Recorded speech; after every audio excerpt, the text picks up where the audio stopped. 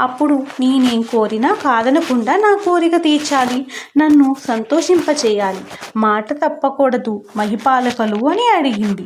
రాయలు ఆ ఏర్పాటు చేశాడు. మరుసటి రోజు అడవిలో తిరుగాడే బోయవాళ్ళందరినీ వరుసగా నిలబెట్టారు. పంజరంలో చిలుక పిచ్చి పట్టినట్టు తిరుగాడింది. కన్నులు ఇంతింత చేసుకొని మరి ఆ బోయవాడి వైపు చూసింది. అక్కడ వారంతా అయోమయంలో చోద్యం చూడసాగారు. చిలుక ఒక బోయవాణిని గుర్తించింది. గుర్రెత్తిపోయింది. చిక్కితివిరా నరాధమా, ఇక నీకు బతికే దారి లేకుండా చేస్తాను అని అన్నది.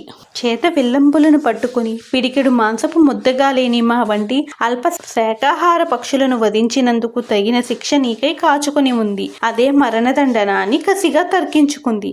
ప్రభు, వాడే ఆ బోయవాడు. నా తల్లిదండ్రులను చంపిన కిరాతకుడు. వాడి కోసమే నేను మనిషిలా మారిపోయాను. శాస్త్ర పాండిత్యం సంపాదించాను. ప్రాణాలు పణంగా పెట్టి మీ అందరి మధ్య నా ఆధిక్యతను చాటాను.